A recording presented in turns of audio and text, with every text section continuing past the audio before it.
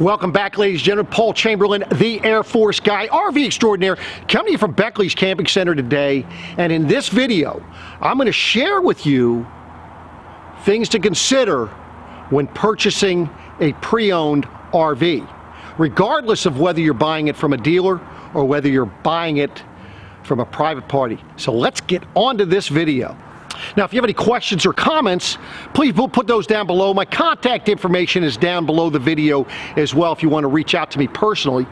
But one of the first things that you got to, and this is probably more important if you're buying it from a private party, you've got to make sure that the person that you're buying this RV from actually has the title, and it is the name, they are the ones that actually own the RV. Last thing you want to be doing is going out and looking at an RV. You go to buy it, the individual doesn't have the title. Before you go look for RVs is understand the RV value. Now, where do you go to look up values? You go to NADA and look up the values. There it's going to give you a low retail and an average retail. And that is approximately where it should be valued. Do not add for options when you're looking up values. Those options are on there from a financing standpoint. They're not on there for reselling.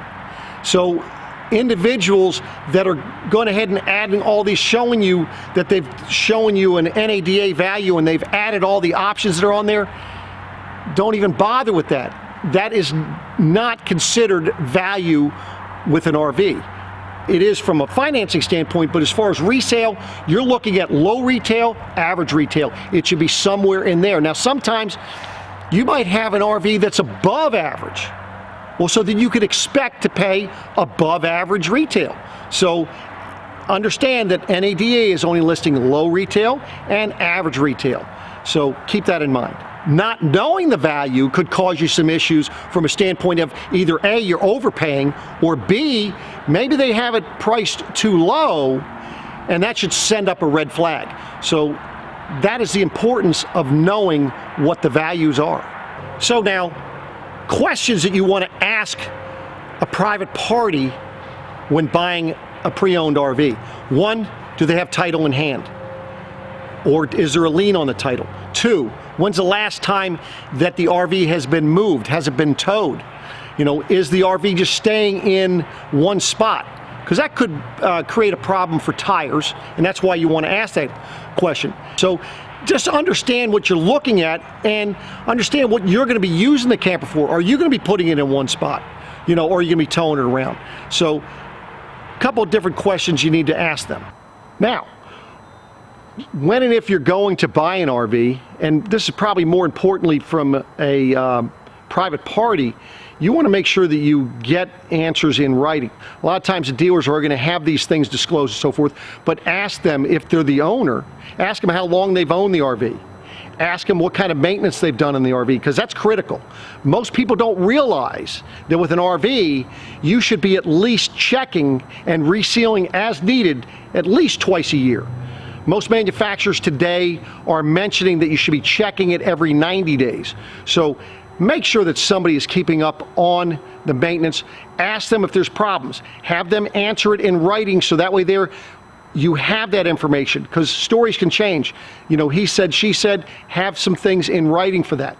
You know, you're taking a look at the front cap on this particular unit here, you can see the water, the waviness in this, so it has water damage. Now let me talk to you about how you can determine whether or not something has water damage when you're looking at it. Now, when you look on the outside, if it is a fiberglass camper, chances are, if there's delamination, you're going to be able to see it. Now, I'm not sure if you're able to see it with the way I'm scanning this front, but there is a lot of waviness in the front of these, and that is water damage. Now, you may not see water damage on this thing, but what you can do is, most campers that have water damage up in the front, if you were to open up the front storage door and stick your head inside, you could smell whether or not it has water damage. But also the other thing you do is you're going to check the front wall, check the front floor here. You'll be able to tell if there's soft floor, if there's soft wall, or if there's waviness in the walls. That's how you can tell it. Now in this one here, I can definitely tell that there is water damage on this particular unit. Now, just because it has water damage doesn't necessarily mean that it's a bad thing from the sense of you purchasing. There are things that you can do to keep it from getting worse, such as resealing. And when I was talking about checking and resealing on a regular basis, at least twice a year, anywhere there's caulk on this along the lines, here you can see along the side walls. So it's not just the roof. Some people think it's only the roof you're supposed to be checking, but you're checking anywhere there was a seam, there was a door, a light put on the unit, anything, a window. You're checking and resealing as needed. Now you might say, Paul, what are you supposed to be checking for? You're checking for any cracking, peeling, bubbling, to see how it's missing some sealant here. You want to check for that. That's how you can tell whether or not you could expect there to be issues with the camper. I'd much rather see a poor sealant job such as this here versus seeing something that hasn't been attended to. A bad sealant job at least gives you the protection versus not resealing at all. Now you can probably see the delamination on the back side of this wall. You can see the waviness going down it. That is what you're looking for on the outside. Now let me show you what you're looking for on the roof, because that is critical as well. Now when you get up on the roof, and some people might not allow you on the roof from a liability standpoint, but if you bring a ladder with you where you can stand on the side and look, that would be beneficial. But what you're looking for, this roof needs a really good cleaning. But what you're going to look for is up here is the sealant. Now you can see the sealant right here is cracking. So that would want to be, you'd want to clean that off and reseal that. I can tell that this roof has been resealed a couple of times. You can see some newer sealant right here, but you can also see some cracking right in this area here. So other than being dirty, this roof's not in too hateful of a shape. And be careful where you walk. You want to try to walk on the seams or on the beams they have underneath the roof, and you can kind of see the lines as they're going across, and try to step on those. Roofs are typically, and with the roof ladders, are typically rated at 220 pounds. So if you're a little heavier, you might want to be a little careful when you get up on a roof.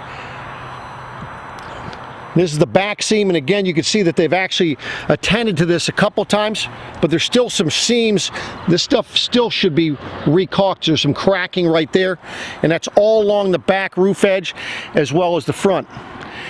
And then the ladder, if you're coming up and down, this is going to be a stress point, and you want to keep an eye on this. So this is the roof part that you'd want to take a look at. While you're up here, check your tops of your slide outs. If you do have slide outs, that's another critical area. Now as you're going in the camper, check and see where the steps are connected to. This is a Keystone product, so what they do is they actually bolt it to an outrigger. Some of these manufacturers will actually take and bolt the step directly to the floor, not with the Keystone. Now the problem with the ones that bolt them to the floor as you're going in and out, this floor as you're coming in will get very soft and you will feel it on the steps. So check that as you come in the camper. Now areas that typically have leak issues are going to be your corners. So you're going to walk to the back of the camper and check down the wall, and as you can see, this one has some water damage. You can see the speckles in this wall, and it's soft. You can feel it. So you're going to be checking. So that's going to be all from the top to the bottom on this back wall. Anywhere there's a window, check below the windows, up the seams, and then also make sure that you open up cabinets. Now a lot of times these people are going to have stuff in them. You might have to move them because they might be trying to hide something, but look up in here, touch the walls, don't just look at them. Don't be bashful if they have chairs that are movable to move those, and also check the floor. You can see back here, again, you can see the bulge, and it's soft right there. So that's where you have water damage. You can see maybe a little bit of mold there in the carpet. This is on the back side of the slide out. You're going to check all along the slide out, the wall, along the roof line as well. Now, I've seen some come in where the floor in the slide out is bad, so don't be bashful about moving these chairs and stepping on the floor out here in the slide out to make sure that the floor is good. Again, the kitchen, same thing, check by the windows, check everywhere here around over top of the door. You're going to check that. Look along the roof line. Anywhere there was something cut in the roof, such as fans, vents, look around the air conditioner, lights, AC ducts. Make sure that there is no damage and run along the edge. Look at all of it, make sure it's good. Now sometimes there's some stuff that'll like bunch up along this seam here. It's really not an issue. Check it to make sure it's still hard, make sure that there's no damage. But sometimes with the way these things going down the road, the material will bunch up on the edge of these. That's typically not an issue. Again, in the bathroom, check your floor, check along the shower, check the walls, and then especially check around the skylight as well as your fan. I mean, I could see some damage that might be coming through right there by the skylight, and you wanted to go ahead and determine how bad it is, whether or not it's something you're going to want to mess with. Now in the bedrooms, again, check your walls.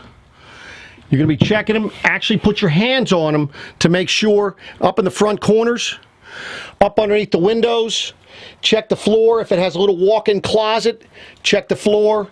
With a slide out, you're going to check all around that slide out. Also check underneath the outside of the slide out, and then don't forget to check the roof line to make sure there's no problems. Now on used campers, one thing you're going to notice is the decals. Decals are going to go ahead and curl up, crack, peel, the whole 9 yards. That's something that's typical. And you can notice one side of the camper look this bad and the next side be nice and shiny like this here, because this was not in the sun and this side was in the sun, so those things do happen. Make sure that you pull the awning out. Check the awning fabric to see what it looks like. Make sure it's operational. Check the tires. You know, they can have a 10-year-old tire and it looks fine, but it's too old. When inspections typically do not judge a tire by its age, they do by the tread and whether they're dry rotted. Now, you say, well, Paul, how am I supposed to know what year it is? Well, if you're looking at this one here it says 24/16. That means it was the 24th week of 2016. Now on the same trailer, the one right behind it, this one has it, the 4-digit code is 1819. That's the 18th week of 2019. So check your tires and make sure that they're good as well. You don't need to have a blowout as you drive down the road. Now also, just because of their age doesn't necessarily mean that they're not going to have their problems. Taking a look at this is a 2015, and look, it has a cracked fiberglass right up here. Now something that I tell people to steer away from is doing this. Notice how they put wheels back here. And the reason why people do this is because as they're bringing it in their driveway or whatever, it is rolling instead of dragging on the steel back here. The problem with that is that when you do that, you're stressing the camper because you have the truck, it's hooked to the truck in the front and then back here. So you're going to be pushing up on the back, you're pushing up on the front. If you ever see this, be sure that you walk this thing and check for cracks, because I'll guarantee at some point you're bending something and something has got to give depending on how much that's doing. I would much rather you do not put these wheels on here and drag the steel, because you've just lowered your the clearance level by about 6 inches there. So keep an eye on that. Now, if you are looking at one that has slides, operate the slide a couple times, move it in and out. Also, come back outside, look up underneath the slide, check to make sure everything's looks okay, make sure there's no damage. While you're looking under there, take the time to look underneath the camper and take a look. As you can see, this one here has what we call an underbelly, and check to make sure that it's still in good shape. And if you see a hole cut out or they've patched it or whatever, find out why that was taken apart. Could be a good reason. They could have had an issue with a slide out, could have had a water leak. Sometimes instead of dropping the underbelly, they'll cut a section out and then put a bigger section and screw it back on there or tape it back on. So that does happen. But take a look at this, check the axles, check the brakes, look at all this while you are down here. Now, if you're going to take the time to go on out and take a look at the camper, ask whoever has that if you're able to plug it in. Now, typically this is if you're going to go to a private party, because at a dealer, they're typically going to prep the unit. They're going to have it plugged in when you come to take a look at it, to pick it up anyway, have water in the system and so forth. But if you're going to a private party's home, make sure they plug it in. Ask them to turn the refrigerator on the day before, so that way there you can make sure that it is cold.